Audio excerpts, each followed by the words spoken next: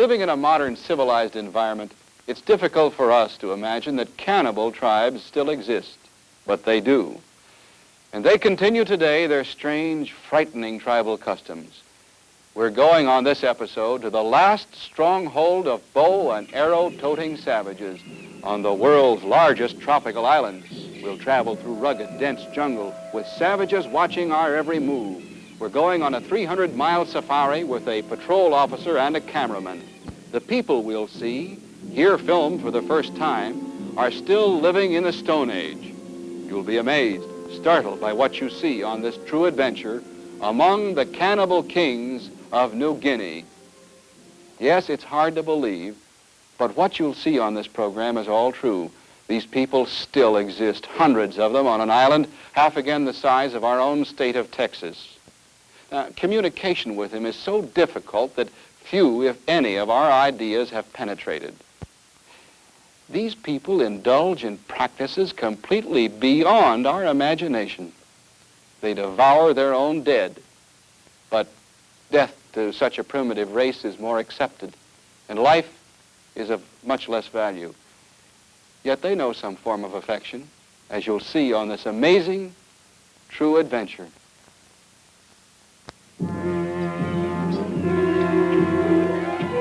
True adventure.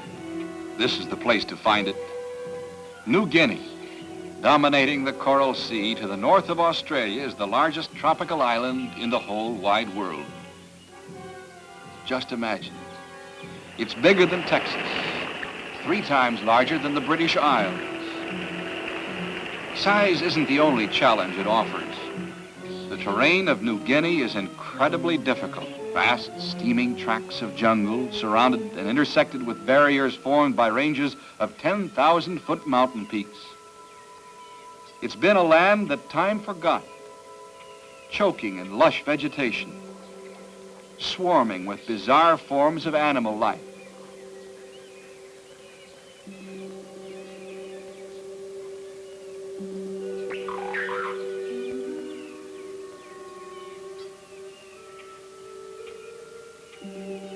But even more spectacular than the island of New Guinea itself is the way of life that it's sheltered.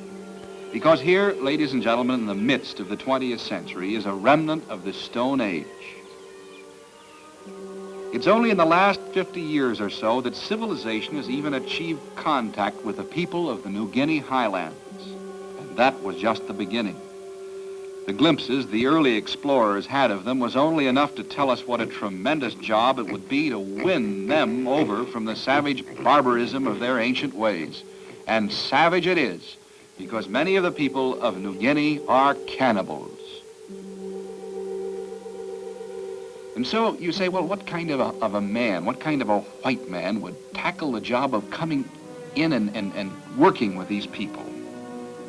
Well, of course, he has to be a bit of an adventurer to risk living among the headhunters and the cannibals, but that isn't all. Leonard Barnard, shown here getting ready for a 6-week patrol into the highlands, would be the first to scoff if you called him a hero. But the truth is that only a man with courage in his veins would do this. No, not one of the swashbuckling movie types, the kind that's fonder of headlines than headhunters. Len Barnard is a rare breed of man, the sort whose heroism consists of plugging away day by day at a big goal that he knows is worthwhile. He calls himself only a medical missionary. But every day, every single day of his working life earns him the right to be called a true adventurer.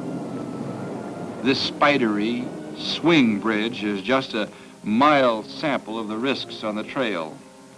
And his Land Rover, built for rough country, is no good to him after the first day's run. The road ends here.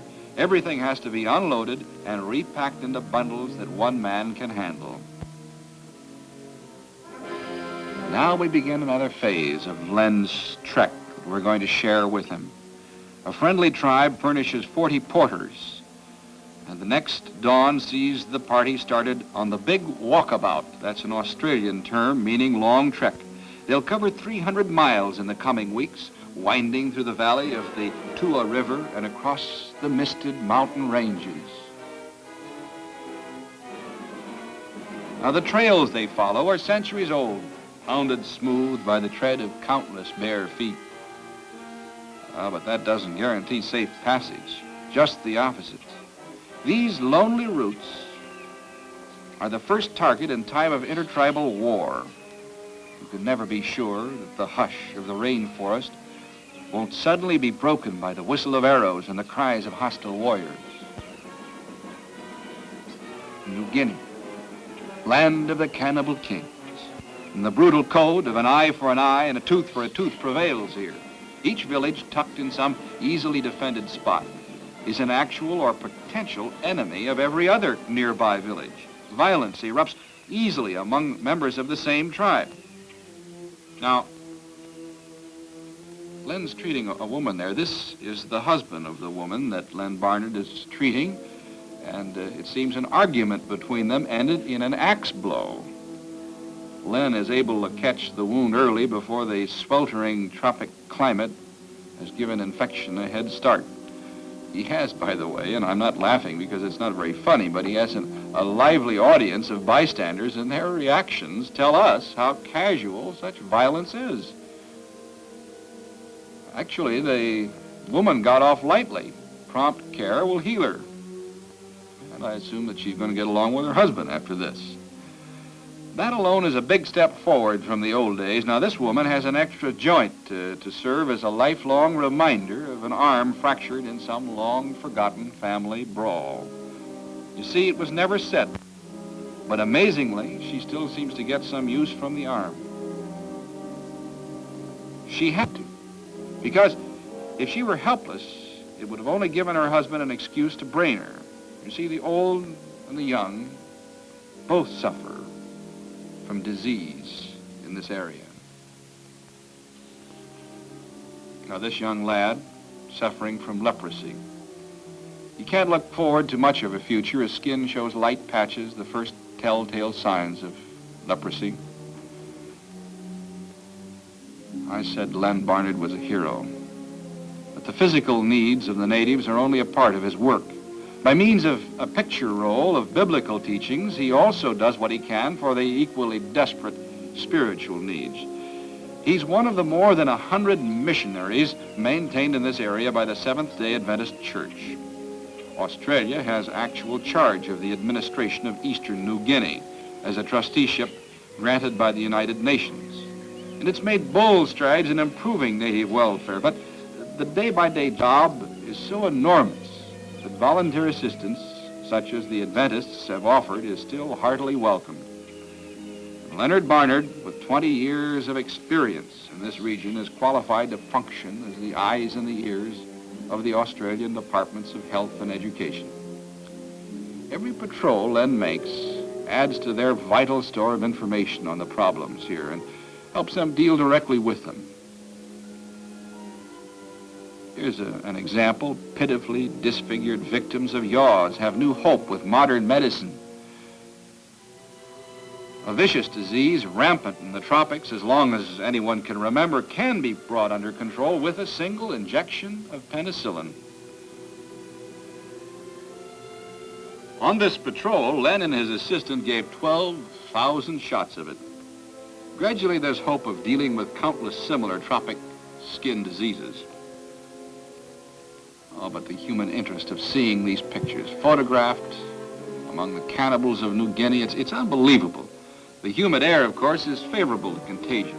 And that really is the deadliest enemy that Len has. But even familiar scourges as malaria can be met and beaten. The treatment mingles elements of past and present, so as the natives wash down modern drugs with water from bottles made of bamboo tubing. Perhaps in future years there'll be fewer young women who'll have to wear the white beads that are the mark of widowhood, and perhaps the violence and mistrust that add so much to the natives' woes can be supplanted by Len's spiritual teachings. Now, it isn't easy. He's dealing with a people who don't even have a word in their language to cover the Christian concept of love. This in the atomic age. But perhaps the Adventists' patience and hard work can bridge the gap for them.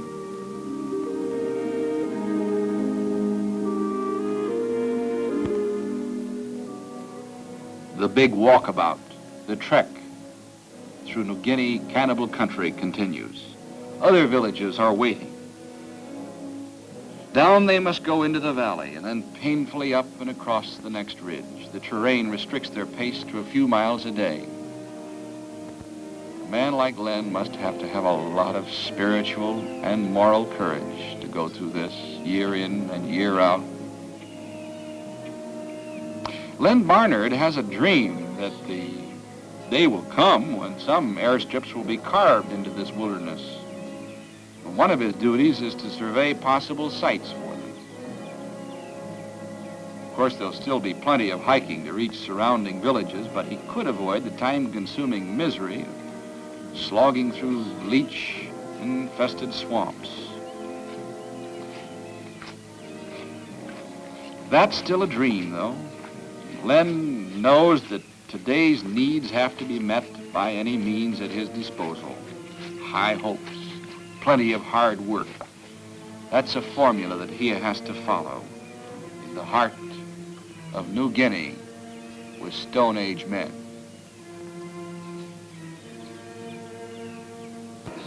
Faced with constant danger. Crossing a stream is a mild prelude to the dangers that he faces now. Because we've entered the domain of the Kalamu tribesmen, a group that's known to still practice cannibalism. They live in odd two-story huts, men on one floor, women on the other. Tree dwellers, that's what the other natives call them. They dread meeting this strange tribe. Now, the Kalamus have apparently accepted Len Barnard's help, his medical help, but even he can't be sure of their hospitality. They're proud, fickle, and they're violent. That's a general estimate of their character. As a matter of fact, patrol officers have been massacred in this region only a few years ago. And the New Guinea bush natives have a deadly quirk of turning on men who have worked long and hard at being their friends, like Len. So Len can only do his best and hope those spears will never be turned against him. He has to look into these strange faces to see whether there is friendliness or hatred there.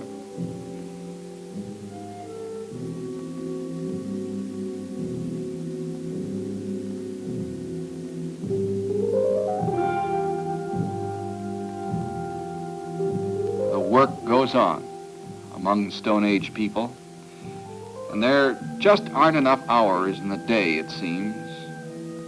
Even slight wounds are likely to fester in this climate. It's a terrible climate.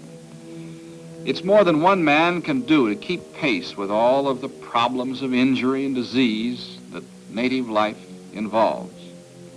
And of course, there's the even bigger task of combating the spiritual sickness of their ancient ways.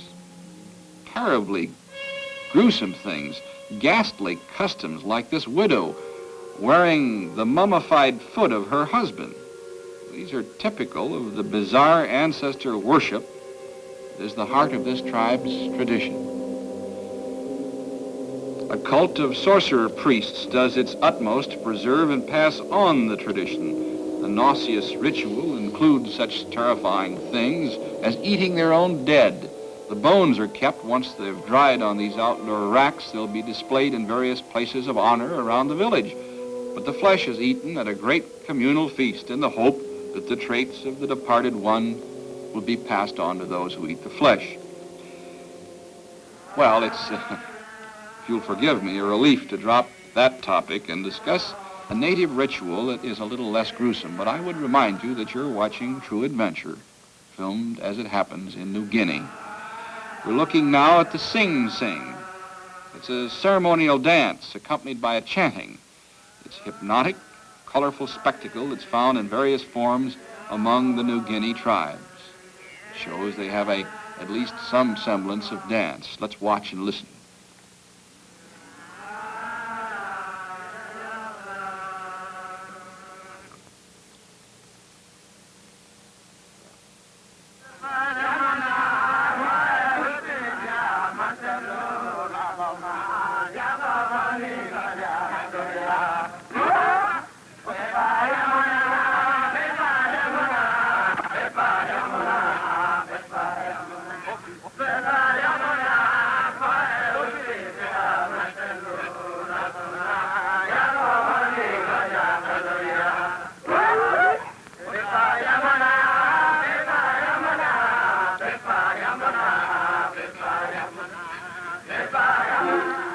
Australia and men like Len Barnard have a real riddle to face, trying to wipe out every trace of barbarism and still not destroy the unique traces of true native culture.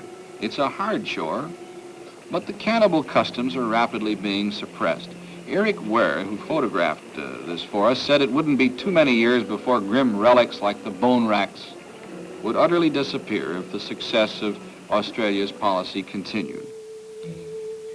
We have seen enough by now to form an idea of the tremendous scope of New Guinea's problems. Everyone agrees that self-government is the eventual goal, but it's a long way off for a people whose only agricultural tool is a pointed stick. I don't think I have ever seen more truly concerned with the progress of even learning how to read and write.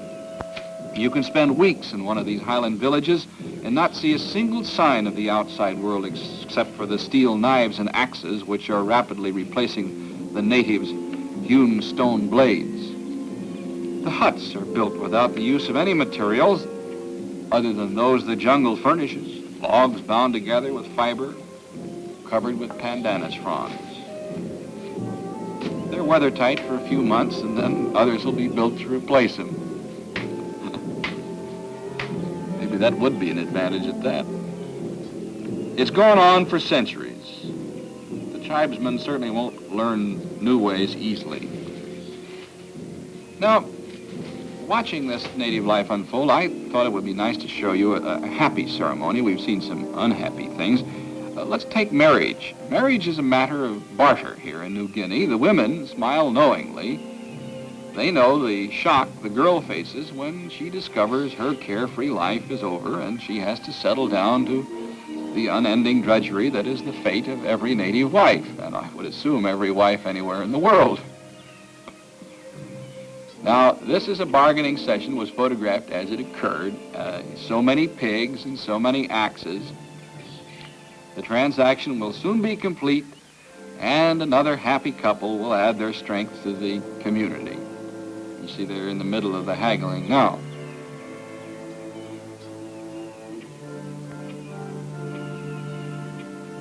Everything that you see underscores the changeless quality of life here. But I think it was all summed up for our party when the chief agreed to furnish fresh supplies for the porters. Every detail was a rich reminder of the past. The chief's weird cry echoing down from the ridge, the procession of women bears guarded by armed warriors began to filter in along the jungle trails. Just fantastic to see this unfold before our cameras. It was all a ritual that had been repeated countless times right down to the moment when the sacks were unloaded and payment offered. Oh, not money, no. That wouldn't be any use to anybody here. The medium of exchange, salt, just as it was in biblical and Roman times. We said at the beginning that New Guinea was a land that time forgot, but you never quite recover from the shock of the countless reminders of that fact. But Len or anyone else who gets to know New Guinea can't escape its problems for long. The feasts and celebrations are only a brief break in the grim routine of native life. You're constantly reminded of their warlike and barbaric past, the vast and insistent problems of their present and their future. They live in squalor. They're the victims of the numberless hazards that squalor creates.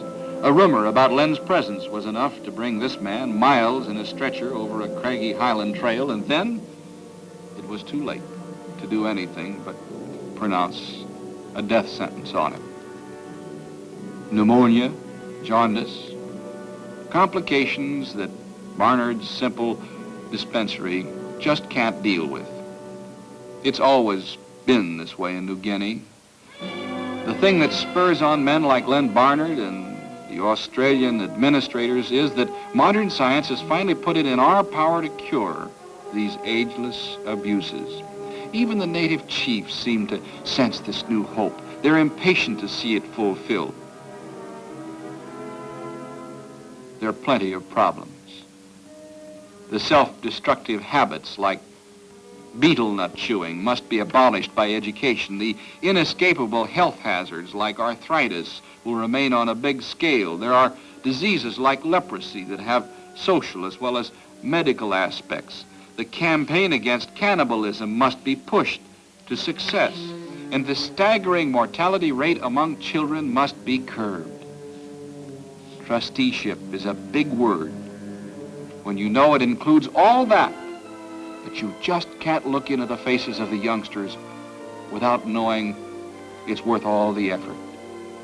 And you think how lucky we are to have men like Leonard Barnard, who are willing to devote their lives to a true adventure of the human spirit on New Guinea's Cannibal Island.